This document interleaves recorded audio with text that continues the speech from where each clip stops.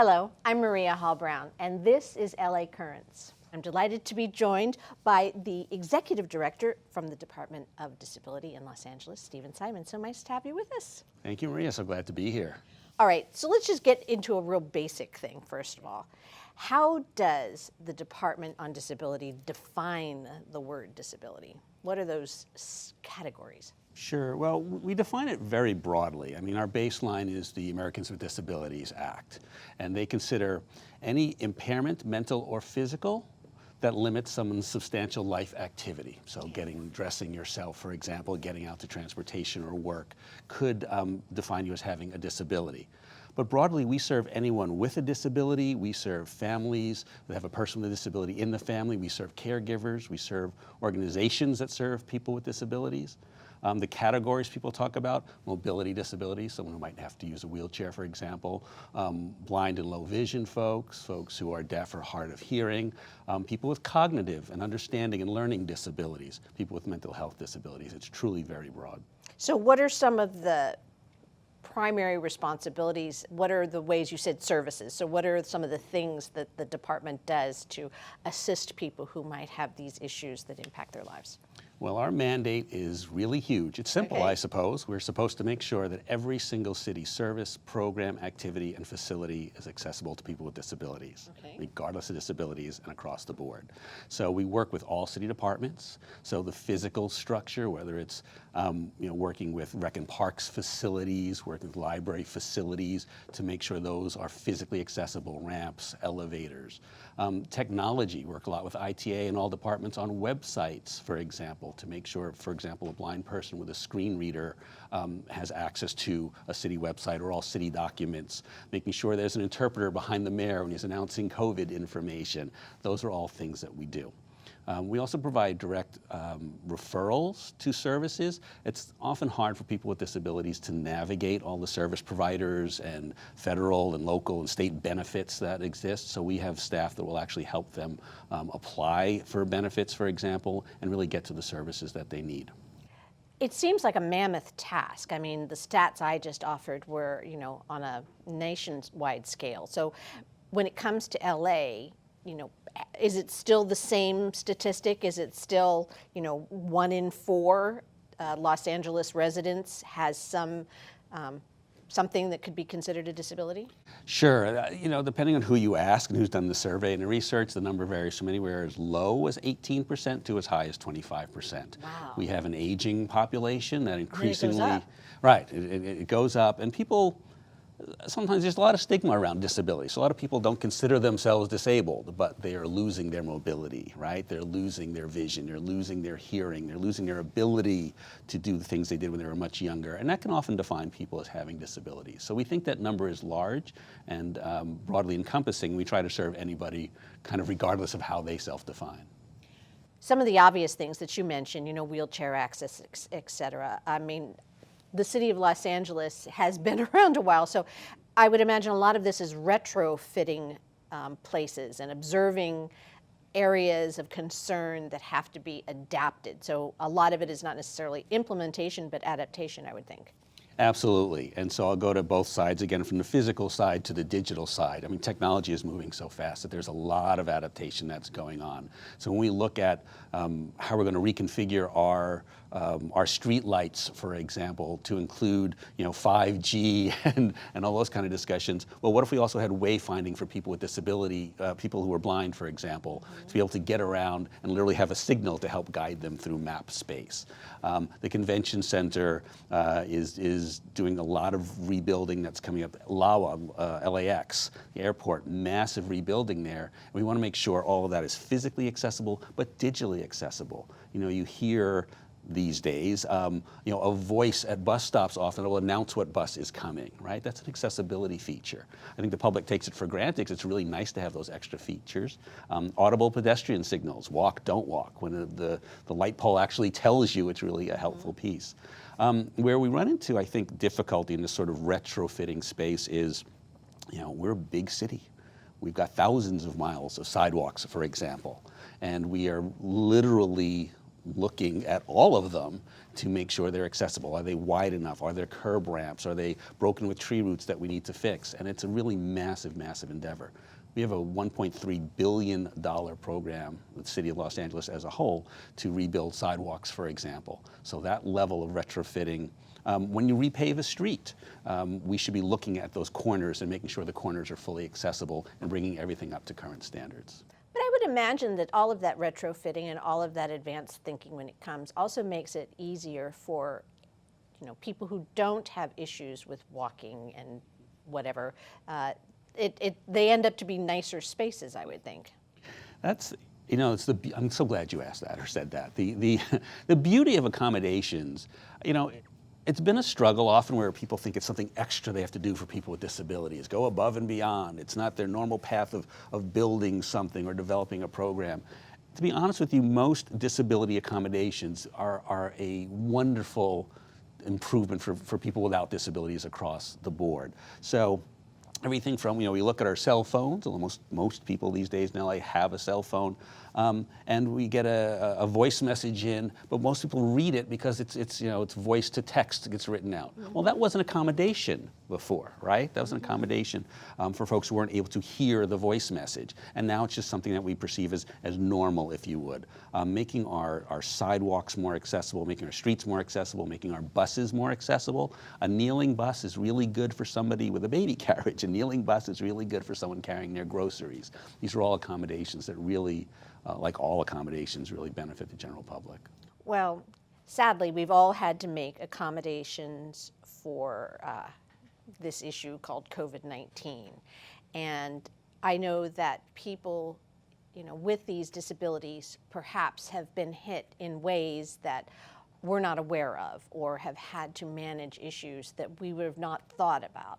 I'm thinking things like, getting a COVID test or getting food, or when the shutdown of transportation or the limitation of public transportation. So what are some of the things that, as the executive director of the Department on Disability, you've had to face that you didn't think you would have to, but because of the pandemic in the last 9 months of our lives, you've had to make adjustments? The COVID pandemic has obviously impacted all of us. And like you said, it's really been a struggle for folks. People with disabilities are having a really, really tough time. One, just for protecting their own health and safety. The media talks a lot about vulnerable populations. We normally talk about seniors, and then specifically people with diabetes or people with hypertension. But people with disabilities across the board, almost by definition, have an underlying health issue, right? So they're more at risk and don't want to be in a situation to, again, put their broader health at risk. So getting food is a big issue, as you referenced. Food insecurity for people with disabilities in Los Angeles County before this pandemic was up to 40% of families with a person with disabilities were food insecure. Some way or another, just didn't have enough food for the family over a given period of time. So that's a struggle when you can't now, just go out safely and go to the supermarket as a person with disability. So a couple things. I'm so proud of this. It almost gets me very emotional. Our department staff, particularly our community outreach and education staff, put together a food and meals program for people with disabilities that was unprecedented. It didn't exist here in LA. We first started working with community-based organizations and independent living centers who were bagging up groceries to deliver to their clients. So we just tried to help them out in doing that. And then a wonderful gesture, Fox Studios approached the mayor directly and said, we have commissaries and places where we're making food on our studio, but the studio's essentially shut down. We could keep all the people who are cooking there employed if it's some place to send the food. Well, I've got a place to send the food. I've got people with disabilities throughout the city who need meals delivered to their home. So not only did the Fox Studios contribute, I think it started as 1,000 up to 2,000 meals on a daily basis. Then Khalsa Care Foundation, which is a Sikh temple up in Pacoima, they have a commercial kitchen. They've been feeding the homeless for years. They started contributing meals up to, ended up being 3,000 meals a day. We commandeered and really worked with many city departments. We work with Access Services, the county paratransit system to deliver the meals. The LA Fire Department was out there sort of organizing our process to get the food from where it was made into DOT buses. DOT buses delivered it to the zoo so that we can then get it out to 90 vans to deliver it. Rec and Parks gave us space, library gave us space, and parking lots to do the work. It was an extraordinary effort, and we served 180,000 meals from April to maybe mid-July. And we have just relaunched the program. We had to stop it because we had no resources for it. We literally relaunched that program this past Monday and plan on feeding people through the end of the year. So that's one example. Briefly, I'll mention testing. Glad you asked that. Yay, I'm so glad the city and county of LA are opening up testing sites. They're walk-in, they're drive-through. But a person who doesn't have the manual dexterity to take that test and swab their own mouth, someone's got to help do that. We can't just say, you can't get a test here. And we've been working diligently with the Emergency Management Department, Mayor's Office, and others to make sure our testing sites are as accessible as possible. And then also I would add accessible communication. There's a lot of emergency communication going on. You need sign language interpreters there. You need captioning when it's going on. And we've been really good about that. And a last footnote. I always have another last footnote. That's okay. You can have as many addendums as you want. I appreciate that. There's something called video remote interpreting. It's basically an interpreter you can get through an iPad or a cell phone or a computer and see the interpreter. They're not on site, right? But the deaf person can speak through the interpreter to the other person they're getting services from. So that's available at testing sites as well. So we continue to expand those kind of services. Transportation, always an issue, still working on triaging that. But the food program and the testing were huge issues. We're really glad to see the improvements there. It was interesting because we did have the opportunity to speak with some of the ASL interpreters, especially at the beginning of the pandemic, and the need for information getting out in a timely, clear, and concise way to the hearing impaired community. And I hadn't even thought about that.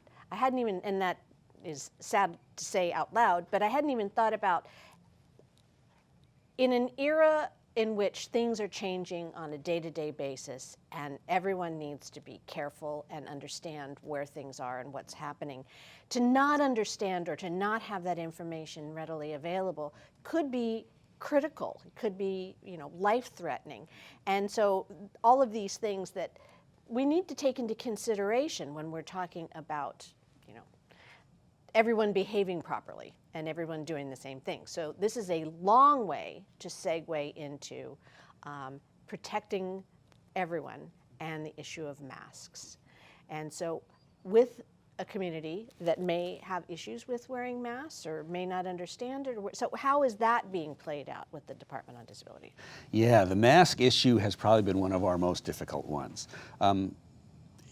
Simply, on one side of it, simply enough, there are people who physically cannot wear a mask. It might be literally something about their head or their ears or their nose, just their physical face and ability to wear a mask. There are other people with disabilities with significant difficulty breathing and respiratory issues that can be extreme, and wearing a mask truly is debilitating. There are people with mental health issues where wearing a mask can really raise anxiety levels to extraordinary levels, and we need to have a way to accommodate that. So it's been complex, but I think the answer tends to be pretty simple. It's common sense accommodation. So if you show up at a supermarket, because you can get out. Some people with disabilities are trying to get out, right? And you get out and go to a supermarket, and you have a mobility disability, and the city came up with a plan to sort of have a line that was an exclusive hour in the morning, I think, for seniors. And then it became seniors and disabilities.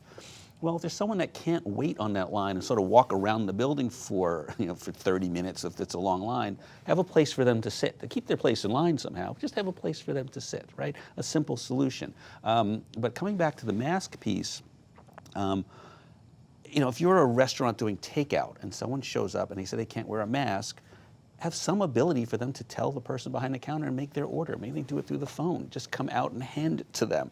Set it down somewhere so there's no contact. You stay 6 feet apart. I mean, it's really doable, right? The flip side of that is people who upset me to no end, and there's an assumption I'm about to make, but I'm glad to say it on tape, who have been falsely using the ADA to try and defend their their unwillingness to wear a mask as a sort of a civil right on their part. And I don't know for certain that all these people don't have disabilities. It's possible that some of them do, but we see the videos from across the country where people will even pull out a card that's this fake ADA cards, there's no such thing at all, that say they don't have to wear a mask because the ADA says they can't, and you have to let them shop without a mask. It's just fake. Doesn't exist, nothing like it does, and I think it's a shameful way. They're free to make their point. They have a free speech right, but they should not be dragging the ADA into it and trying to essentially make the public think people with disabilities are trying to get over.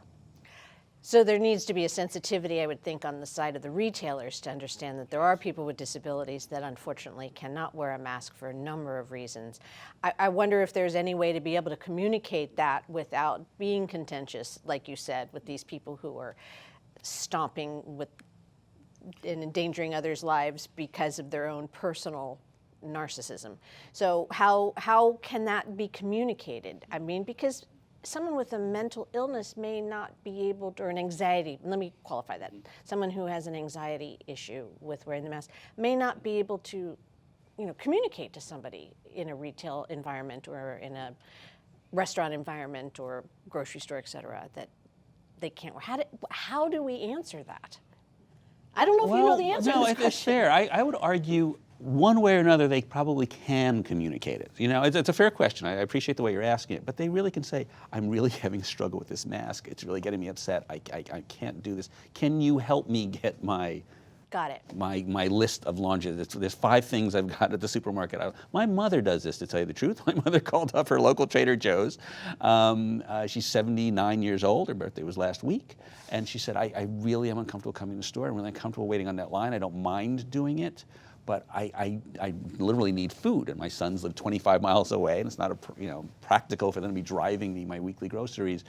And her local Trader Joe's manager just arranged for her to kind of come around to the back door and here are your groceries. Right. I mean, it's doable, and I don't think the scale of people making that kind of request is going to overwhelm our retailers. I think they appreciate the business and they want to serve people as best they can.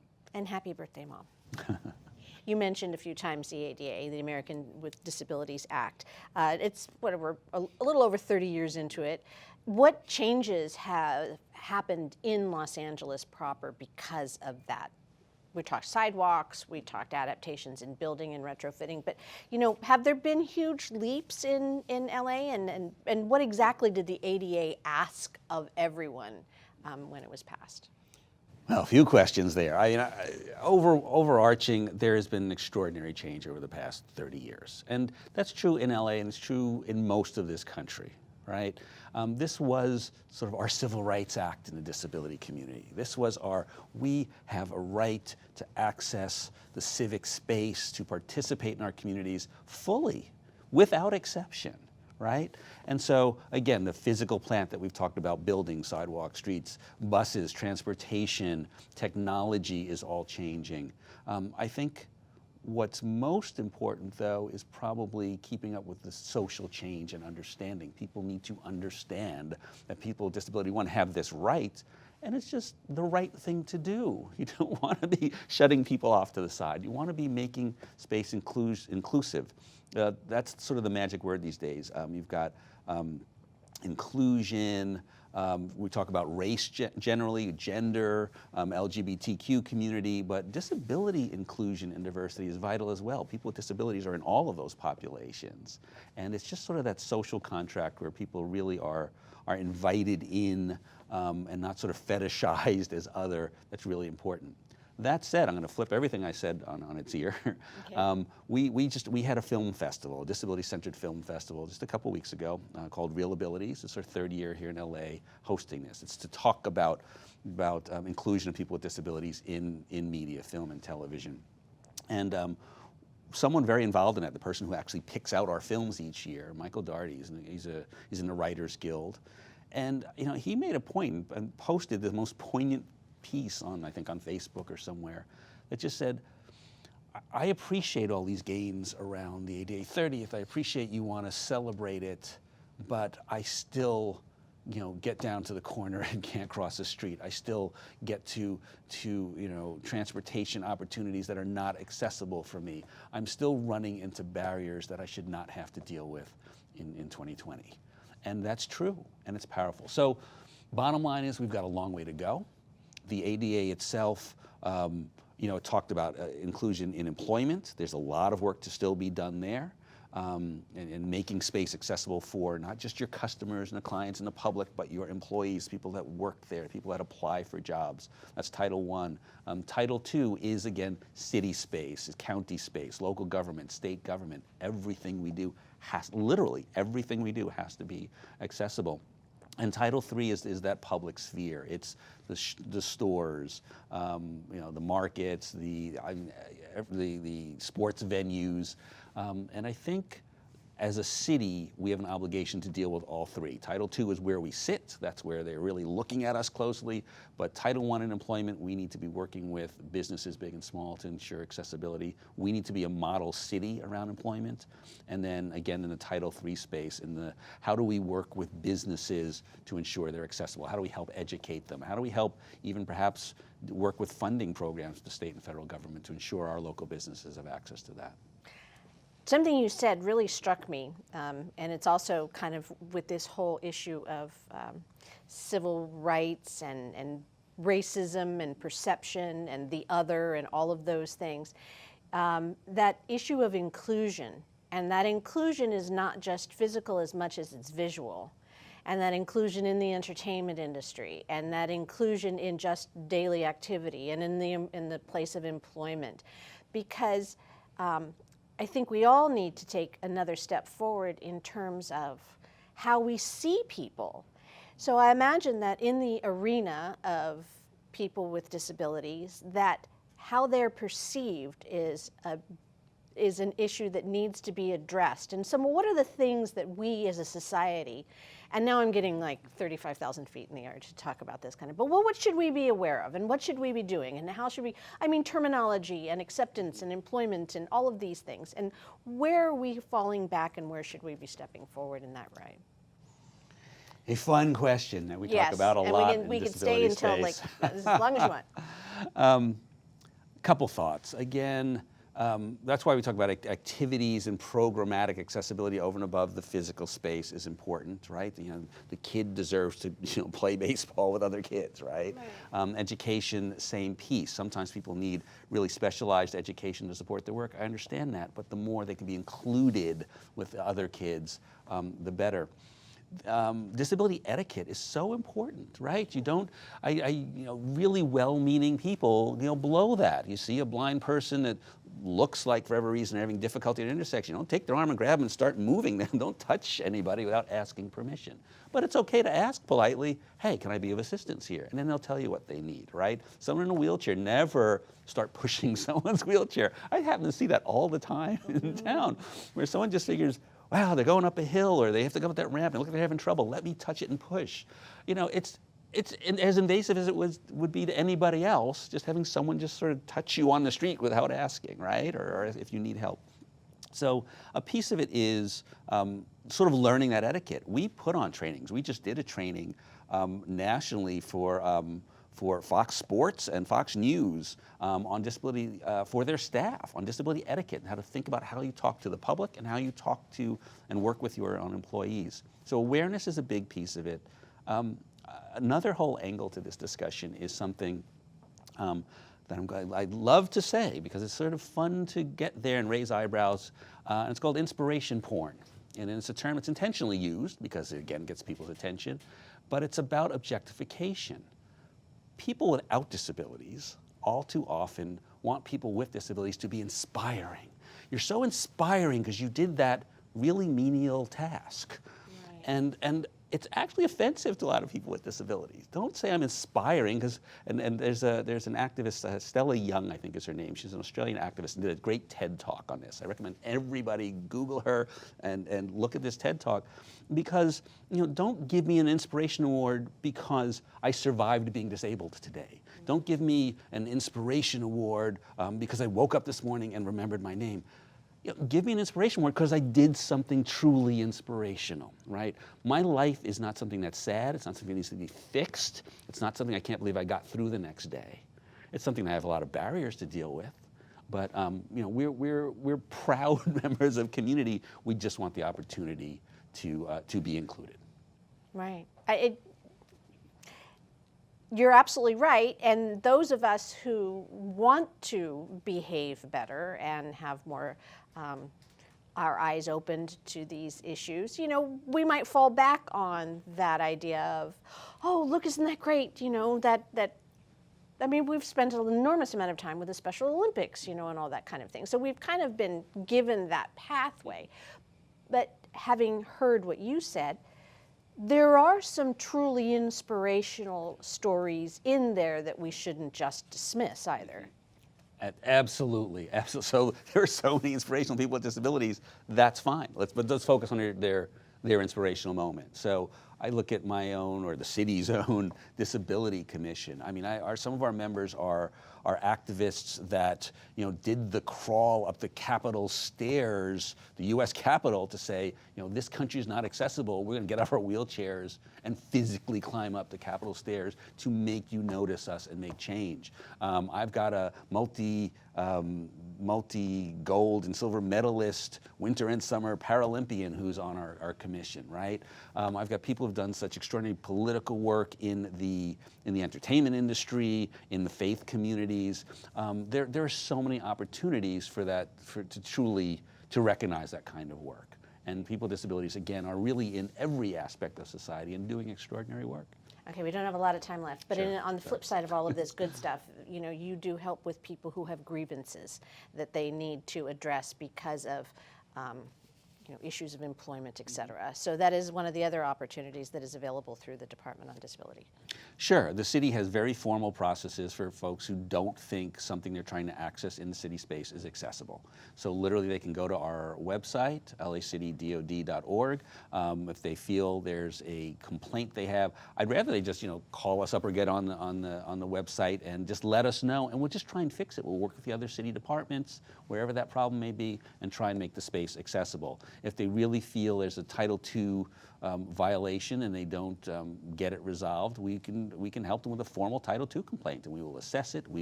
There's an appeals level for that too, and if that really doesn't work out, it'll go to the Department of Justice. We take it very seriously, our role in assisting the community in helping us as a city make our space accessible. Okay, so you've been hanging out doing this for a little over 7 years. Feeling optimistic, feeling good, feeling a little knocked back because of the pandemic, or are you feeling that we are progressing in a role model way for other cities to follow? I am feeling all of those things. Okay. We have gone above and beyond where we can, certain vital pieces. We've launched a self-evaluation and transition plan, which is literally every single city department looking at all their programs, services, and physical space. And we've hired experts to come in and help us do that because of the scale of this. And we're going to write a brand new plan. The city did one 20 years ago. The city follows it, but not well enough for us. We want to go above and beyond. And the mayor has been extraordinarily supportive in this. And LA wants to be the most accessible big city in America. I meet with my counterparts weekly or every 2 weeks these days since COVID. New York, Chicago, San Francisco, many others, Boston in particular are sort of the core five. And we talk about how we can do our best practices, how we can compete to be that best city, but at the same time really help each other to improve our accessibility with again, best practices or innovative ideas. And I'm very proud of that work. Smart cities is the future of it. Accessibility, again, working with ITA, working with the mayor's office, working on technology. We have so many ways we can make everything we do more accessible, public and private sphere, with technology, and smart cities are the way. And you cannot have an inclusive smart city unless it's accessible. It's that simple. Okay. And what would your one piece of advice be to people who perhaps don't have a disability or don't think of themselves as having one, and how should they treat someone who may? Just be aware, be thoughtful. Ableism is all around us. Ableism is the disability equivalent of racism. Think about the privilege so many of us have right, on a day-to-day basis, not having to deal with constant barriers. Just be aware of that. If there's anything you're doing that someone with a disability of any type couldn't do, there might be a problem there. It might be something to fix, to help, to assist, to at least think about. And that's what we're asking. It's all around awareness and compassion. Wow, this is actually a really, a far more moving conversation than I expected, and really, really important. So thank you so much, Stephen, for being with us. Thank you. It's been a pleasure.